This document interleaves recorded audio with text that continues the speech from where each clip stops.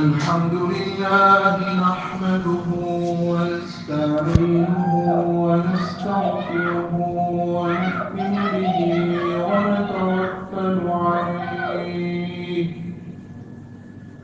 ونعوذ بالله من شرور أنفسنا ومن سيئات أعمالنا من يهده الله فلا مضل له ومن يضلله فلا هادي له ونشهد أن لا إله إلا الله وحده لا شريك له ونشهد أن سيدنا وسندنا ومولانا محمدا عبده ورسوله أما بعد فأعوذ بالله من الشيطان الرجيم بسم الله الرحمن الرحيم وجاهدوا في الله حق جهاده هو اجتباكم وما جعل عليكم في الدين من حرج ملة أبيكم إبراهيم وسماكم المسلمين سبحان ربك رب العزة عما يصفون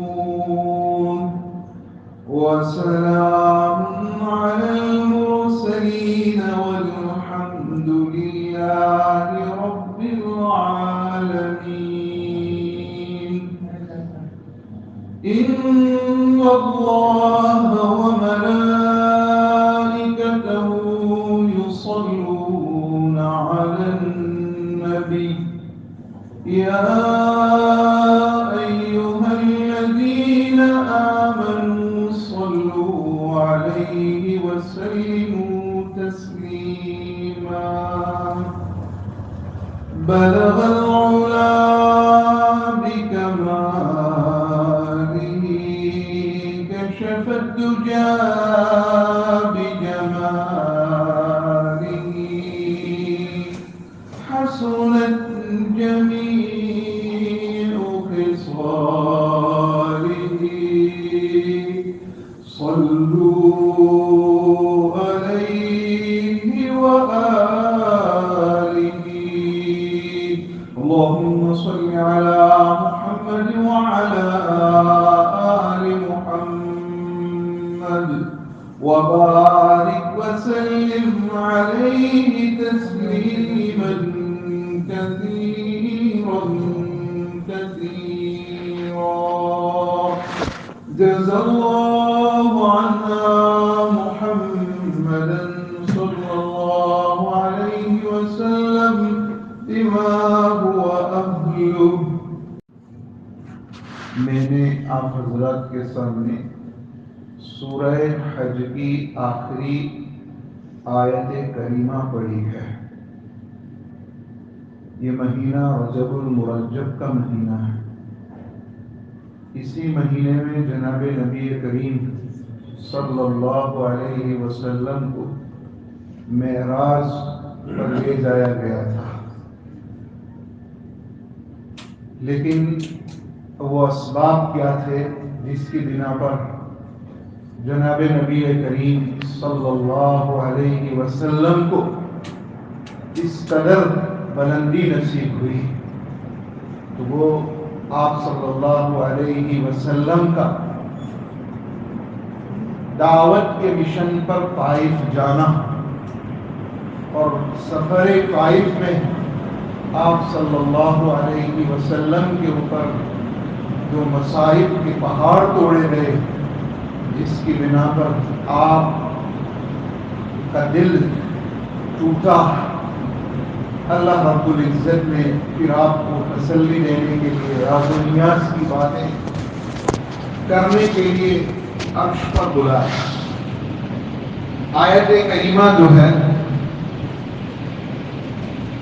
اس میں اللہ رب العزت نے ہمیں یہ حکم دیا ہے کہ وَجَاهِدُوا فِي اللَّهِ حَقَّ جِهَادِهِ، تن توڑ محنت کرو اللہ کے دین کے بارے میں۔ وَجَاهِدُوا فِي اللَّهِ حَقَّ جِهَادِهِ، جیسا کہ اللہ رب العزت کے دین میں محنت کرنے کا حق، ایسی تن توڑ محنت۔ انسان اپنی طاقت کو نہ دیکھے، مقدرت کو نہ دیکھے، دین کے تقاضے کو دیکھے کہ دین پر کیا تقاضا آیا ہے، بس اس کے مطابق وہ چلتا جائے، قربانیاں دیتا جائے۔ یہ ہے وجاہدوا فی اللہ حق جہادہ۔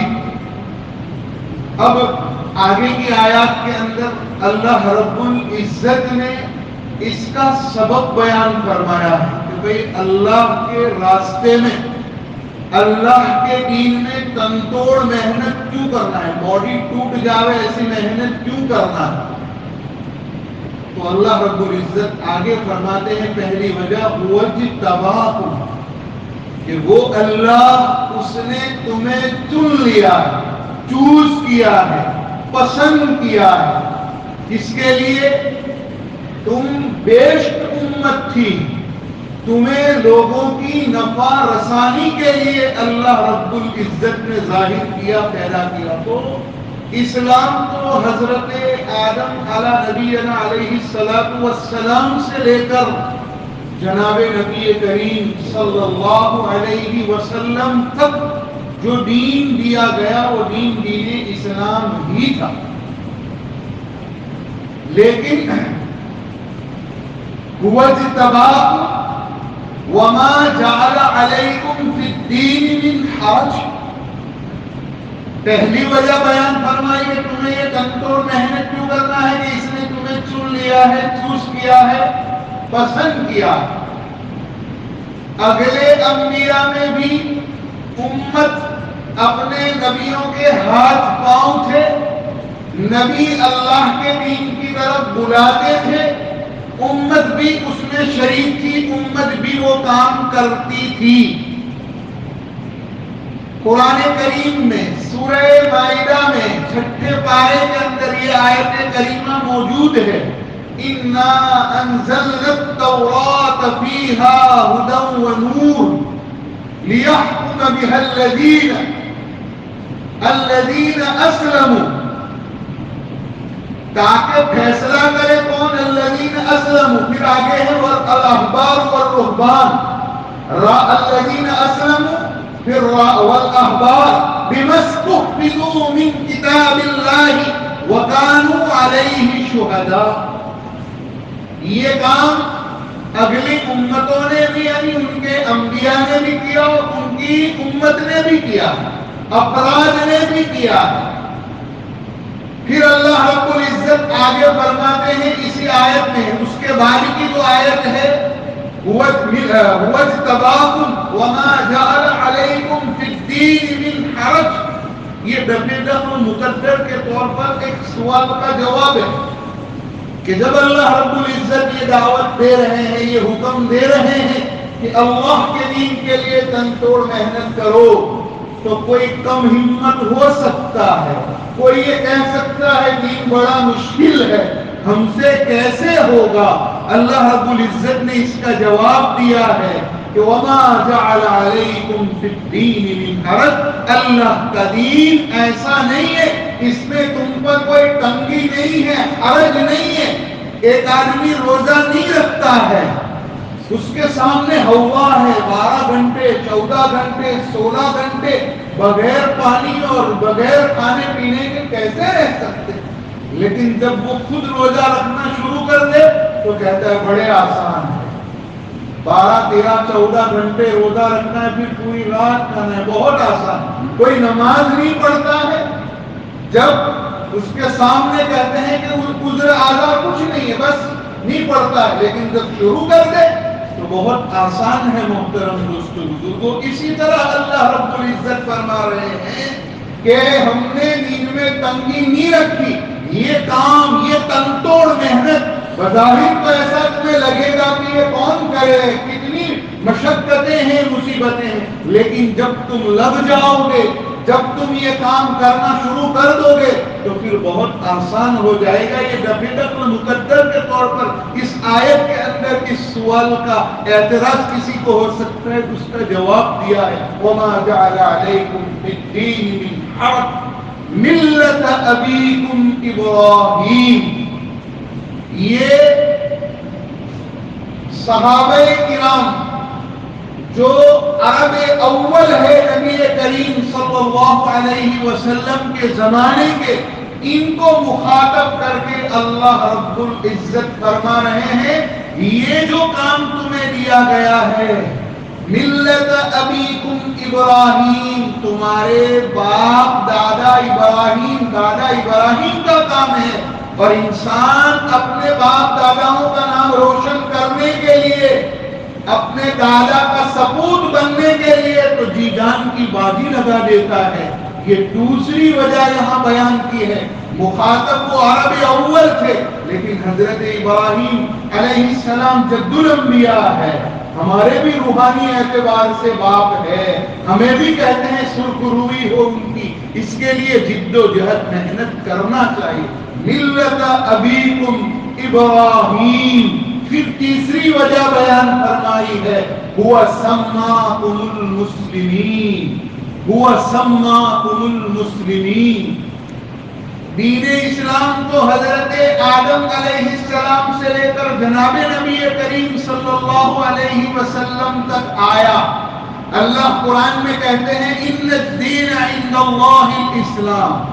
اللہ کے نزدیک مقبول اور پسندیدہ دین، اللہ جس سے خوش ہوتا ہے، اللہ جس سے راضی ہوتا ہے، وہ دین دین اسلام ہے.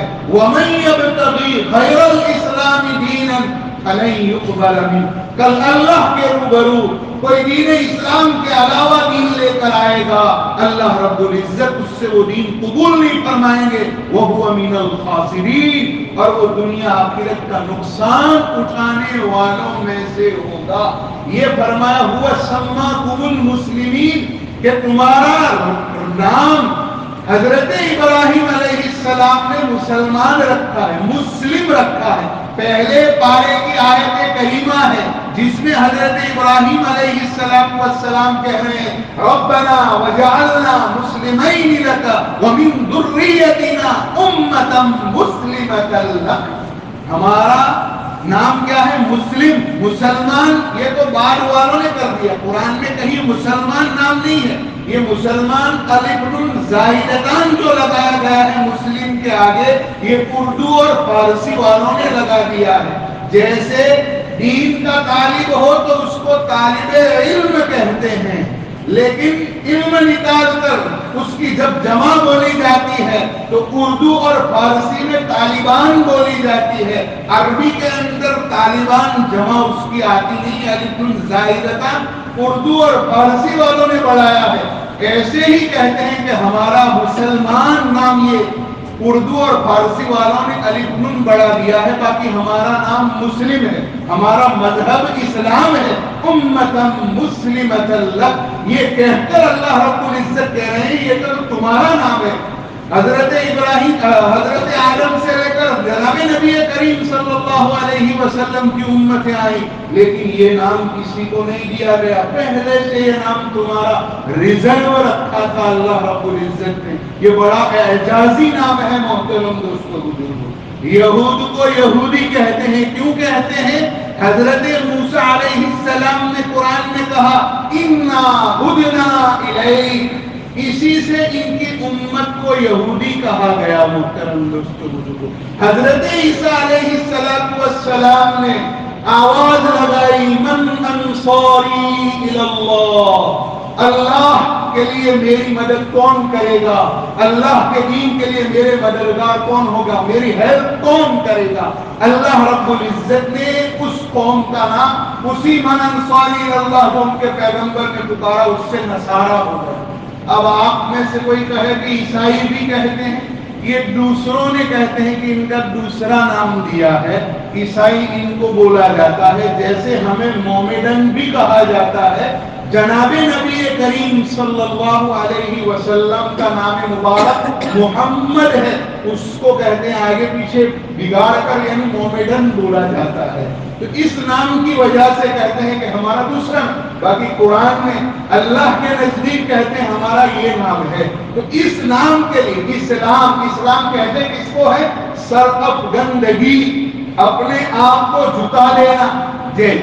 جیسے بیل گاڑی ہوتی ہے، اس بیل گاڑی میں ایک جوا ہوتا ہے اور دو بیل ہوتے ہیں، تو بیل کہتے ہیں کہ اپنا سر جھکا دیتے ہیں، پھر خالی اس کے اوپر وہ جوا رکھتا ہے، وہ جوڑا رکھ دیتا ہے اس کے اوپر، تو بہت سارے بیل۔ ایسے اسلام کا کوئی بھی حکم آوے، اللہ کا کوئی بھی حکم آوے، ہم کہتے ہیں سر جھکا کر اس کو کہتے ہیں کہ عمل کرنے والے بنے، اس کو ایکسپٹ کرنے والے بنے اور اس پر عمل پیرا ہو۔ محترم دوستو، وہ یہ نام ہے هو سماکم المسلمین من قبل وفی هذا لیکون الرسول شہیدا علیکم وتکونوا شہداء علی الناس۔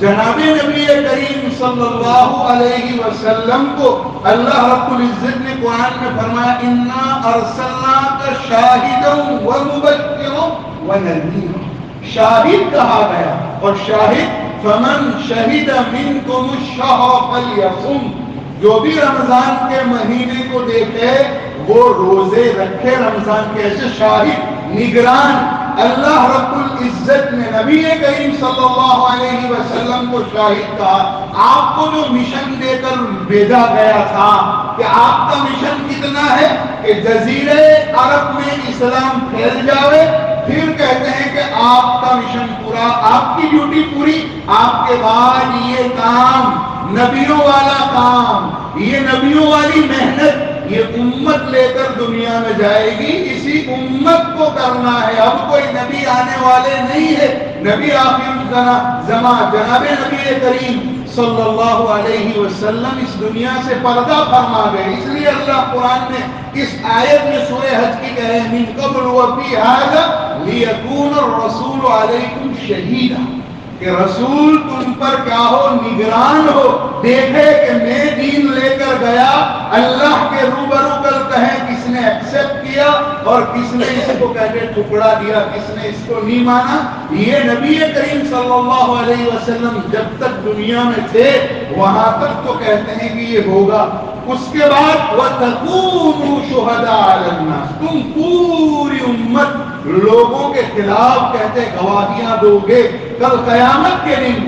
یہ آیت دوسرے پارے کی ہے وَكَذَلِكَ جَعَلْنَاكُمْ أُمَّةً وَسَطًا لِتَكُونُوا شُهَدَاءَ عَلَى النَّاسِ وَيَكُونَ الرَّسُولُ عَلَيْكُمْ شَهِيدًا۔ ظاہر بات ہے محترم دوستو بزرگوں، یہ گواہیاں ہمیں دینی ہے۔ ہم یہ گواہیاں کب دے سکیں گے؟ جب ہم اس کام کو ہم سمجھیں گے کہ یہ تو نبی کریم صلی اللہ علیہ وسلم کا کام تھا اور وہ کام ہمارے ذمہ لے کر گئے ہیں۔ اگر ہم نبی کریم صلی اللہ علیہ وسلم کی یہ محنت کو رکھ دیں، یہ محنت کوئی نہ کرے، تو نبی کریم صلی اللہ علیہ وسلم کا جو دین تھا قیامت رہے گا باقی، آپ کی شریعت کا قیامت باقی رہے گی، تو کون لے کر آئے گا؟ فرشتے آسمان سے تھوڑی اتریں گے، فرشتے آسمان سے نہیں آئیں گے محترم دوستوں، جو کو یہ اسی امت پر ذمہ داری ڈالی گئی ہے، اور اللہ وہاں تن توڑ محنت کرنے کی کہتے ہیں ہمیں ہدایت دے رہا ہے کہ اپنی باڈی ٹوٹ جاوے۔ اس طرح انسان کو کہتے ہیں کہ انسانوں کو اللہ کی طرف، اللہ کے پیغام کو جناب نبی کریم صلی اللہ علیہ وسلم کے لائے ہوئے نورانی طریقے کی طرف بلاؤ اور دعوت دو۔ محترم دوستوں، یہاں رک کر ہم یہ سمجھے محترم دوستو بزرگوں کہ اس امت کو گواہ بننا ہے، اور قاعدہ ہے اسلام کے اندر کہ جس کے خلاف گواہی دینی ہے اس کے ساتھ دشمنی اور عداوت نہ ہو۔ اگر دشمنی اور عداوت ہے تو پھر اس کی گواہی اس کے اپوزٹ میں، اس کے خلاف میں قبول نہیں کی جاتی۔ اگر اس کے ساتھ ایسا تعلق ہے باپ بیٹے کا جیسا تعلق ہوتا ہے باپ بیٹا، تو باپ کے حق میں بیٹے کی گواہی قبول نہیں ہوتی ہے، کیونکہ انتہائی قرابت کی انتہائی محبت ہے۔ یہاں محبت اس کو انصاف کا تقاضا کہتے ہیں، پورا نہ ہو اس کو ابھار سکتی ہے۔ مشہور واقعہ ہے حضرت علی کرم اللہ وجہہ کے زمانے کا، محترم دوستو بزرگو، حضرت علی کرم اللہ وجہہ وقت کے خلیفہ ہے، قاضی شریح وقت کے قاضی ہے۔ حضرت علی رضی اللہ تعالی عنہ کی جو زرہ تھی وہ ایک یہودی لے کر چلا گیا۔ حضرت علی رضی اللہ تعالی عنہ نے قاضی کے پاس مقدمہ دائر کیا کہ یہ زرہ میری ہے اور فلاں یہودی کہتے ہیں کہ لے کر چلا گیا۔ اب ظاہر بات ہے جب قاضی کی کورٹ میں مقدمہ دائر کرے تو مدعی کو گواہ پیش کرنے پڑتے ہیں، تو قاضی صاحب نے حضرت علی کرم اللہ وجہہ سے گواہ مانگے کہ گواہ لاؤ، تو گواہ میرا بیٹا حسین ہے اور میرا غلام جو ہے خادم میرا ہے وہ گواہ ہے۔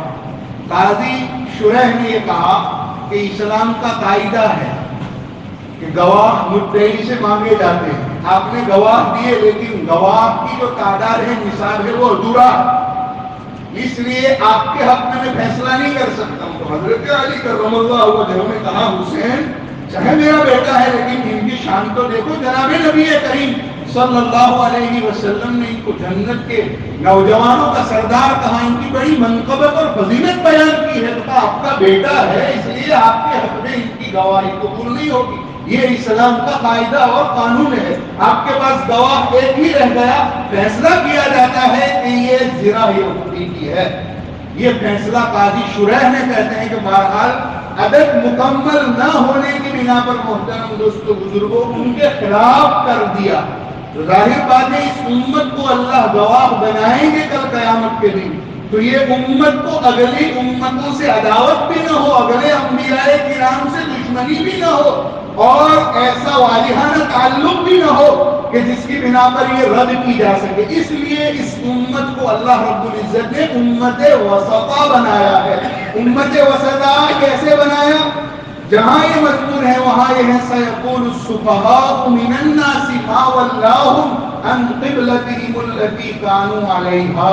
تحویل قبلہ کا جب حکم ہوا، تحویل قبلہ میں جناب نبی کریم صلی اللہ علیہ وسلم کا پہلا قبلہ کہتے ہیں کہ مکہ کعبۃ اللہ ہے، دوسرا قبلہ جب آپ مدینہ گئے تو آپ صلی اللہ علیہ وسلم کو بیت المقدس کی طرف 16-17 مہینے رخ کر کے نماز پڑھنے کا حکم دیا گیا۔ محترم دوستو بزرگوں، اس وجہ سے کہ یہ قبلہ کون ہے؟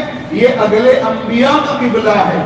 اس قبلے کا احترام بھی آگے، اس امتوں کا احترام، اس نبیوں کا احترام بھی ہمارے دلوں میں باقی رہے، اور ہمیں بھی کہتے ہیں قبلہ ہمارا جو اصل تھا حضرت ابراہیم اور اسماعیل کا تعمیر کردہ کعبہ، اس کی طرف پھر کہتے ہیں پھیر دیا گیا۔ اللہ رب العزت نے کہا کہ اب آپ نماز پڑھیں کعبۃ اللہ کی طرف رخ کر کے، تو یہ دو کہتے ہیں کعبہ اور قبلہ دیے گئے۔ ہمارے دلوں میں اگلے انبیاء علیہ السلام کی ایسی ہی محبت ہے جیسی محبت جناب نبی کریم صلی اللہ علیہ وسلم کے ساتھ ہے۔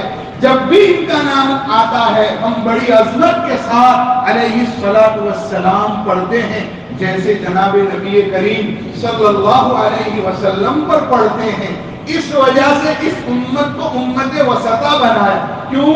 کل یہ لوگ کہیں گے، مشہور جو حدیث ہے کہ لوگ انکار کریں گے حضرت نوح علیہ السلام نے پیغام نہیں پہنچایا، اس نبی نے بھی کہتے ہیں کہ پیغام نہیں پہنچایا، تو کہیں گے کہ بھئی آپ کے پاس گواہ کون ہے، گواہ لاؤ۔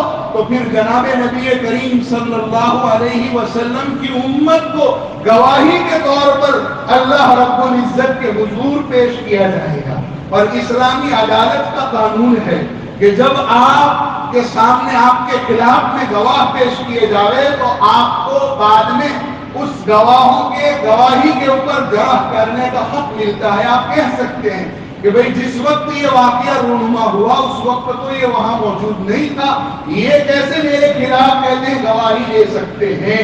تو اس وقت کہتے ہیں کہ یہ امت محمدیہ کہے گی کیونکہ یہ انبیاء علیہ السلام کے خلاف جب یہ اگلی امتوں کے خلاف گواہی دیں گے اب اگلے انبیاء کے حق میں، تو پھر یہ امت کے خلاف ان کی امتیں کہیں ہوگی کہ ان کی گواہی نہیں، وہ تو ہمارے بعد میں آئے ہیں، جس وقت کی انبیاء ہمارے سامنے سے نہیں تھے۔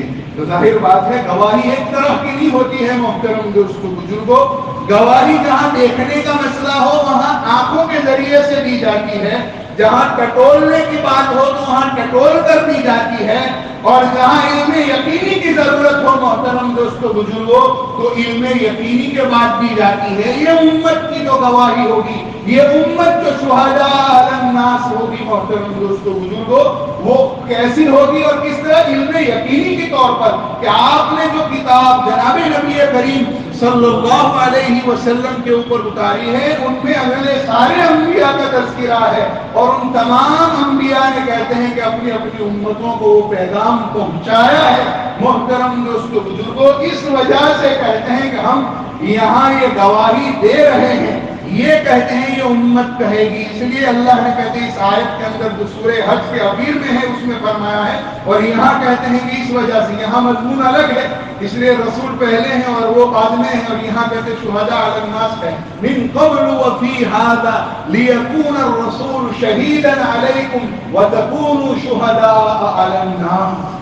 پھر اللہ رب العزت اس آیت کریمہ میں آگے فرما رہے ہیں وَأَقِيمُوا الصَّلَاةَ وَآتُوا الزَّكَاةَ وَاعْتَصِمُوا بِاللَّهِ۔ جب تم اللہ کے دین کے لیے دعوت دینے کے لیے کھڑے ہوں گے تو ایک طرف تمہاری دعوت ہوگی اور ایک طرف تمہارے کریکٹر کو دیکھا جائے گا، ایک طرف تمہاری زندگی کو لوگ دیکھیں گے کہ ان کی زندگی ان کی کتاب دعوت کے مطابق ہے کہ نہیں ہے۔ اگر کہتے ہیں کہ ان کی دعوت ان کی کتاب زندگی کے مطابق نہیں ہے تو لوگ ان کی دعوت کو ٹھکرا دیں گے، لوگ ان کی دعوت کے اوپر دھیان نہیں دیں گے، وہ مقبول نہیں ہوگی۔ اس لیے اللہ رب العزت آیت میں فرما رہے ہیں فَأَقِيمُوا الصَّلَاةَ وَآتُوا الزَّكَاةَ۔ سب سے پہلے تو تم کہتے ہیں اپنے اندر دین پیدا کرو، تمہارے اندر اپنی زندگی کے اندر 100% دین آ جائے محترم، تم نمازیں پڑھو، تم زکات ادا کرو۔ نماز اور زکات میں نے آپ کو پہلے بھی کسی وقت سمجھایا تھا کہ نماز کے ذریعے سے ساری بدنی عبادتیں ہیں اور زکات کے ذریعے سے ساری مالی عبادتیں آ جاتی ہے۔ جہاں قرآن میں فَأَقِيمُوا الصَّلَاةَ وَآتُوا الزَّكَاةَ کا حکم ہوتا ہے تو ساری عبادتیں آ گئی۔ آپ کہیں گے کہ صرف نماز پڑھنے کو کہا، زکات دینے کا، باقی عبادتیں رہ گئی، نہیں ایسا نہیں ہے۔ یہ سارا قرآن ایسا ہے محترم دوستو بزرگوں، اس وجہ سے اس میں ساری عبادتیں مفسرین نے لکھی ہے فَأَقِيمُوا الصَّلَاةَ وَآتُوا الزَّكَاةَ۔ پھر اللہ نے فرمایا وَاعْتَصِمُوا بِحَبْلِ اللَّهِ، اللہ کی رسی کو مضبوطی سے پکڑو۔ پھر فرمایا ہوا مولاکم فنعم المولا ونعم النصیر۔ وہ اللہ یعنی مصیبتیں آئے گی، پریشانیاں آئے گی، اس دین کی دعوت کو لے کر کھڑے ہوں گے تو پھر کرنا کیا ہے ہمیں؟ تو کہتے ہیں اللہ تمہارا کارساز ہے، اللہ تمہارا مددگار ہے، لوگوں سے نہ ڈرو، دنیا کی طاقتوں سے نہ ڈرو، اللہ کے لیے کھڑے ہو جاؤ۔ ونعم المولا ونعم النصیر، اللہ بہترین کارساز ہے، اللہ بہترین مددگار ہے۔ محترم دوستو بزرگوں، اللہ رب العزت نے کہتے ہیں قرآن کریم کی اس آیت کے اندر ہمیں یہ سمجھایا ہے، جس تبلیغ کا کام ہمیں دیا گیا ہے، تبلیغ کا حکم دیا گیا ہے۔ تبلیغ اور دعوت یہ دونوں الگ چیزیں ہیں محترم دوستو بزرگوں۔ جیسے اللہ رب العزت نے اس کا حکم دیا ہے محترم دوستو بزرگوں، تو اس کی وجہ بھی وہاں بتلائی ہے کہ دعوت کس کو دینی ہے؟ غیر مسلموں کو دعوت دینی ہے، اور تبلیغ اپنے والوں کے اندر کرنی ہے۔ محترم دوستو بزرگوں، دعوت کا کام کہتے ہیں غیروں میں ہوتا ہے، غیر مسلموں میں ہوتا ہے، اور تبلیغ کا کام اپنے اندر ہوتا ہے۔ اس وجہ سے کہتے ہیں یہ تبلیغ والے جو کام کر رہے ہیں یہ تو حضور صلی اللہ علیہ وسلم کا لایا ہوا مشن ہے۔ اگر ہم سے نہیں ہو سکتا ہے تو ہم خامخواہ اعتراض بھی نہ کریں محترم دوستو بزرگوں، ہمیں کہتے ہیں تائید کرنی چاہیے، وہ کام ہمیں بھی کرنا چاہیے تاکہ ہم سچے امتی حضور صلی اللہ علیہ وسلم کے بن سکے اور جناب نبی کریم صلی اللہ علیہ وسلم کے سپوت بنے، پوت اور کپوت نہیں، سپوت، کہ بھئی یہ حضور صلی اللہ علیہ وسلم والی محنت کو لے کر چلے۔ محترم دوستو بزرگوں اس وجہ سے. دوسری جگہ اللہ رب العزت نے اسی کے متعلق فرمایا ومن احسن قولا ممن دعا الى اللہ وعمل صالحا وقال اننی من المسلمین. اس سے اچھی بات بہترین بات کس کی ہو سکتی ہے محترم دوستو بزرگوں؟ ومن احسن قولا ممن دعا الى اللہ وعمل صالحا. کیوں اس کو بہترین بات کہا گیا ہے؟ اس وجہ سے کہ انسان جب اس کام میں آتا ہے، جب یہ مشن لے کر چلتا ہے جو جناب نبی کریم صلی اللہ علیہ وسلم کا ہے، تو خود اس کی زندگی میں دین آتا ہے. جب وہ خود کہتے ہیں دیندار بنتا ہے تو اپنی اولاد، اپنے ماتحتوں اور سارے کہتے ہیں قبیلے والوں کا کہتے ہیں سوچتا ہے، سب کے لیے کہتے ہیں کہ وہ نمونہ اور آئیڈیل بنتا ہے. تو اس تبلیغ کی وجہ سے کہتے ہیں جو اصل اور اساس ہے ایمان اور حقیقی اسلام اس کی زندگی کے اندر آ جاتا ہے، جو ساری نیکیوں کی جڑ ہے. جیسے اصل کہتے ہیں کہ بیج ہوتا ہے درخت کے اندر، اس کو لگایا جائے پھر وہ تناور درخت بنتا ہے اور پھر پھل آتا ہے، ایسے کہتے ہیں کہ یہ کام ایسا ہے کہ ساری نیکیاں اس کو کھینچ کر لے آئے گی، ساری نیکیوں کا کرنے والا وہ بن جائے گا. اس وجہ سے اس کو ومن احسن قولا ممن دعا الى اللہ وعمل صالحا وقال اننی من المسلمین فرمایا ہے. دوسری وجہ یہ بتلا تو محترم دوستو بزرگوں کے جیسے آج جناب نبی کریم صلی اللہ علیہ وسلم کا دور تھا، نبی کریم صلی اللہ علیہ وسلم نے کہتے ہیں یہ کام کیا غیروں میں دعوت کا، تو دین بہت کہتے ہیں جلدی پھیلا، بہت ترقی کی محترم دوستو بزرگوں. چند ہی سالوں میں کہتے ہیں کہ پورے جزیرے عرب اور پوری دنیا کے اندر آنند کے اندر پھیل گیا. اس کی وجوہات تھی محترم دوستو بزرگوں. اس وجوہات کو کہتے ہیں کہ آج ہم نے چھوڑ دیا ہے، جس کی بنا پر کہتے ہیں کہ بہرحال یہ ہمارے اس ملک میں اور جہاں ہم رہتے ہیں جس کے اندر وہ کام نہیں ہو پا ہے. اب تو بہرحال ماحول بھی نہیں ہے محترم دوستو بزرگوں یہ کام کرنے کا. بڑی کہتے ہیں کہ بہرحال مشکلات کا سامنا ہوتا ہے. پورے لوگ چاروں طرف سے کھڑے ہو کر کہتے ہیں اگر کسی ایک غیر مسلم کو مسلم بنا دیا جائے تو چاروں طرف سے اس کو گھیر لیا جاتا ہے اور پورا ہوا کھڑا کر دیا جاتا ہے. اب وہ ماحول نہیں، لیکن ہمارے وہ آزاد ممالک جہاں یہ ماحول ہے محترم دوستو بزرگوں وہاں بھی یہ اسلام اتنی تیزی سے نہیں پھیل رہا ہے جتنی تیزی سے جناب نبی کریم صلی اللہ علیہ وسلم کے دور میں پھیلتا رہا. ایک تو ہم جس کو دعوت دیتے ہیں، جس کو ہم مسلمان بناتے ہیں، ہم اتنا سمجھتے ہیں کہ وہاں تک کلمہ پہنچا دیا بات پوری ہو گئی. یہاں سے کہتے ہیں کہ بہرحال یہ وجہ ہمارے اندر سے نکل گئی. اس وجہ اس زمانے کا ماحول جو یہ تھا کہ جو بھی جس کو دعوت دیتا تھا وہ اس کے خاندان کا آدمی ہو جاتا تھا. اس کی اچھائی اس کی برائی اس پر حالات آئے ہیں تو پورا قبیلہ کہتے ہیں کہ اس کی مدد کرتا تھا. آپ حضرت امام بخاری رحمۃ اللہ علیہ کے جد امجد جو جوفی ہے محترم دوستو بزرگوں یہ اصل ولا کی نسبت ہے اس میں محترم دوستو بزرگوں. یہ جوفی خاندان کے آدمی نے ان کو دعوت دی ہے تو کہتے ہیں کہ آپ پرست تھے اور مسلمان ہوئے تو ان کے قبیلے ہی کی طرف ان کی نسبت کی جاتی تھی. آج ایسا ایکسپٹ کرنے کا ماحول نہیں ہے محترم دوستو بزرگوں. اسلام کسی نے کوئی نو مسلم نہ اس کو لڑکی دی جاتی ہے نہ اس کی کہتے ہیں کہ لڑکی لی جاتی ہے. حضرت مفتی سعید صاحب رحمۃ اللہ علیہ نے ایک واقعہ کہتے ہیں لکھا ہے اس زمانے کا جب وہ رانڈیر میں پڑھاتے تھے. وہ کہتے ہیں 9 سال انہوں نے رانڈیر میں پڑھایا ہے. اس وقت کہتے ہیں کہ ایک فیملی ڈاکٹر تھی، پوری فیملی مسلمان ہوئی. 2 لڑکیاں تھی اس ڈاکٹر صاحب کی اور ان کی بیوی تھی اور ڈاکٹر صاحب چاروں مسلمان ہوئے. لیکن وہ کہتے ہیں کہ ڈاکٹر صاحب حضرت مفتی سعید صاحب کی خدمت میں جا کر کہتے ہیں آنسو بہا کر روتے کہ میری یہ 2 بیٹیاں ہیں، کوئی کہتے ہیں کہ اس کو لینے کے لیے تیار نہیں ہے. حضرت مفتی سعید صاحب نے لکھا کہ میرے لڑکے بھی اس وقت اتنے نوجوان نہیں تھے، چھوٹے چھوٹے تھے، شادی کی عمر کے نہیں تھے. باقی میں ہی کہتے ہیں کہ بہرحال ان کو اپنے خاندان کے لیے قبول کر لیتا.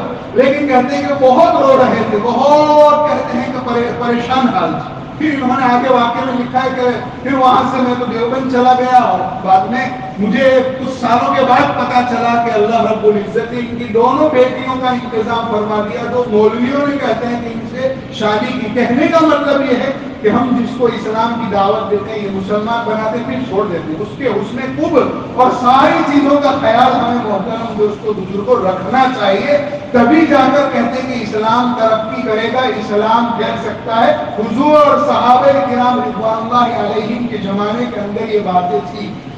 مؤلفت قلوب وہاں تو کہتے ہیں کہ بہرحال ایک نصاب تھا مال، اس کو مال کی بھی ضرورت ہے، اس لیے کہ وہ اپنے خاندان سے کٹ جاتا ہے، اس کا خاندان کہتے ہیں اس کو چھوڑ دیتا ہے، اب اس کو ضرورت ہے کہ کوئی خاندان ملے اور کوئی خاندان اس کو اپنا آدمی سمجھے۔ آج کہتے ہیں ہمارے اندر یہ چیزیں نہیں ہیں، اس وجہ سے تو یہ کچھ وجوہات ہے اسلام کے، کہتے ہیں کہ اس طرح ترقی سے نہ پھیلنے کی جو حضور صلی اللہ علیہ وسلم کے زمانے میں پھیلا کرتا تھا۔ محترم دوستوں بزرگوں، اللہ رب العزت کہتے ہیں ہمیں بھی یہ توفیق عطا فرمائے اور ہمیں بھی کہتے ہیں کہ یہ کام کرنا چاہیے، وجاہدوا فی اللہ حق جہادی، تن توڑ محنت کرو جیسا کہ اللہ کے دین کا حق ہے۔ اب یہ میں آخری بات سمجھا دوں کہ جہاں وجاہدوا فی اللہ کا لفظ آتا ہے اور وجاہدوا فینا کا لفظ آتا ہے، کہیں والذین جاہدوا فینا ہے اور یہاں والذین جاہدوا وجاہدوا فی اللہ، اور جہاں 10ویں پارے کے اندر محترم دوستو بزرگوں انما الصدقات للفقراء والمساکین والعاملین علیہا والمؤلفۃ قلوبہم وفی الرقاب والغارمین وفی سبیل اللہ، وہاں تو سبیل اللہ کا لفظ ہے، اگر سبیل کو ہٹا دیا جائے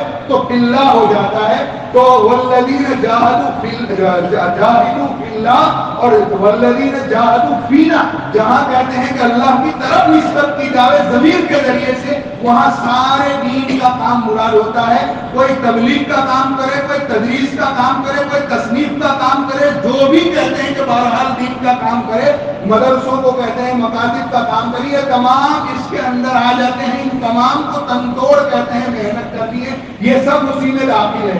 اور جہاں فی سبیل اللہ کا لفظ ہے، سورہ توبہ میں آپ کہتے ہیں پہنچ جائیے تو حضرت شیخ الہند رحمۃ اللہ علیہ نے فی سبیل اللہ وجاہدوا کا لفظ آیا ہے، وہاں لڑو کا ترجمہ کیا ہے، اس سے مراد اسلام کا اعلیٰ فرض یعنی جہاد مراد ہے محترم دوستوں بزرگوں، اور یہ ترجمہ انہوں نے حضرت شاہ عبد العزیز محدث دہلوی رحمۃ اللہ علیہ جو الہامی ترجمہ کہا جاتا ہے، جو فارسی میں تھا اور فارسی سے بھی اردو میں منتقل کیا بعد کے علماء نے محترم دوستوں بزرگوں، اسی سے کہتے ہیں مستنبط ہے، اسی سے کیا ہوا ہے، تو اس کا مطلب ہمیں یہاں یہ سمجھنا چاہیے فی سبیل اللہ خاص جہاد کے لیے ہے، فی سبیل اللہ خاص کسی کے لیے آتا ہے، تو وہاں کہتے ہیں وہاں جو لفظ ہے انما الصدقات میں تو زکوٰۃ کے مصارف 8 ہے، 8 میں سے مؤلفت قلوب کو تو نکال دیا گیا ہے کہ اسلام کو غلبہ ہو گیا، اب کسی کے تالیف قلب کی ضرورت نہیں ہے۔ اب کہتے ہیں دوسرا جو ہے اس فی سبیل اللہ سے مراد، تو در مختار کے اندر جو فتاوی کی کتاب ہے احناف کی، تو 4 اقوال کہتے ہیں ذکر کیے گئے ہیں۔ امام اعظم ابو حنیفہ رحمۃ اللہ علیہ سے کوئی قول منقول نہیں ہے، امام ابو یوسف رحمۃ اللہ علیہ کا قول مفتہ بھی قول یہی ہے، ان میں انہوں نے کہتے ہیں کس کو لکھا ہے منتقب الغزات، یعنی ایسا غریب آدمی مجاہد جو اللہ کے راستے میں جہاد کرنا چاہتا ہے لیکن اس کے پاس ہتھیار وغیرہ کے پیسے نہیں ہے، تو آپ زکوٰۃ کے پیسے دے کر کہتے ہیں اس کی مدد کر سکتے ہیں۔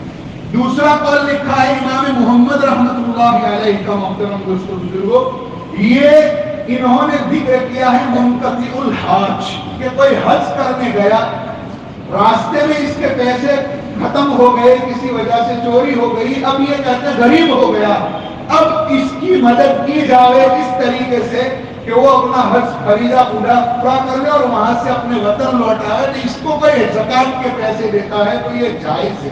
اور تیسرا قول کہتے ہیں کہ لکھا ہے کہ یہاں فی سبیل اللہ سے مراد کہتے ہیں کون لوگ ہیں؟ طالب علم، اللہ کے دین کی کہتے ہیں، اللہ کے دین کو علم دین کو حاصل کرنے والے، اور صاحب بدائع الصنائع علامہ کاسانی رحمۃ اللہ علیہ نے یہاں لکھا ہے کہ ہر کار خیر کے اندر آپ کہتے ہیں جو بھی خیر کا کام کرتا ہے اس کو اگر مال کی ضرورت پڑے یعنی غریب ہو تو پھر کہتے ہیں کہ اس کو زکوٰۃ کا مال دیا جا سکتا ہے، یہ فی سبیل اللہ کے اندر ذکر کیا گیا ہے۔ اللہ رب العزت ہمیں صحیح سمجھ عطا فرمائے، اور جیسی اللہ رب العزت کے دین کی محنت کرنے کا حق ہے، اللہ رب العزت ہمیں اس کے لیے کھڑا فرمائے۔ واہ